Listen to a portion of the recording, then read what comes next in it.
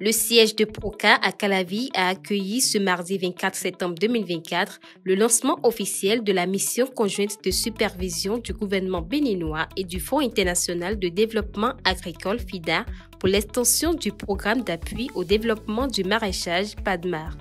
Cette mission marque une nouvelle étape importante pour soutenir les producteurs et promouvoir le développement rural au Bénin. Le projet PADMAR Extension, qui fait suite au PADMAR, est prévu pour la durée de 3 ans, pour une durée de 3 ans, de 2024 à 2026.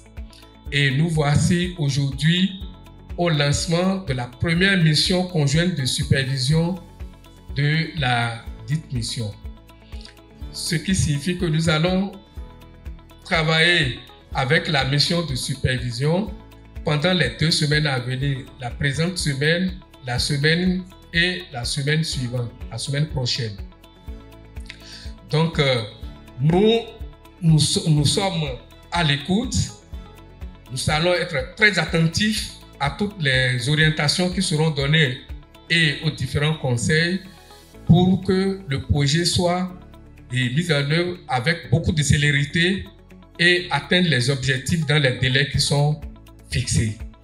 Présidée par des autorités locales et des représentants du FIDA, la cérémonie a permis de souligner les objectifs de cette nouvelle mission.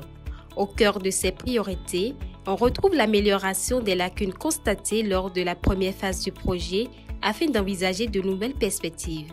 Ce défi nous est lancé.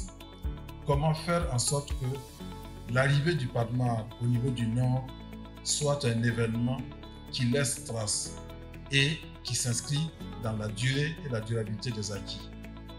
Nous sommes interpellés et cette mission vient visiter le dispositif de mise en œuvre actuel de l'extension pour apprécier les avancées positives, identifier les insuffisances et proposer ensemble des solutions pour accélérer la mise en œuvre et permettre au projet de faire de l'impact dans le peu de temps qui lui est donné.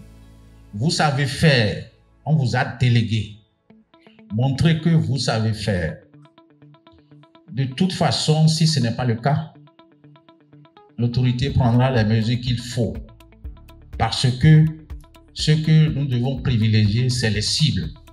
C'est les acteurs des chaînes de valeur. C'est les consommateurs.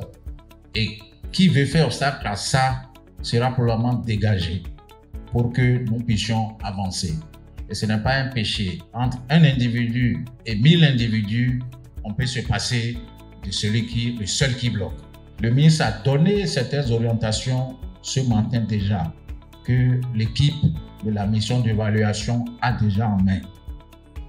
Donc si nous coopérons, partenaires stratégiques de mise en œuvre, acteurs directs des chaînes de valeur, l'équipe du projet, le PROCA et tous les autres partenaires, à la fin de cette mission, chacun de nous peut dormir calmement chez lui parce qu'il aura réalisé qu'il a contribué à quelque chose d'important, de positif, pas pour nous-mêmes, mais surtout pour les acteurs des chaînes de valeur, pour le pays. Voilà l'essentiel du message que je voudrais délivrer à l'entame donc de cette mission et vous rassurer du soutien ferme du ministre.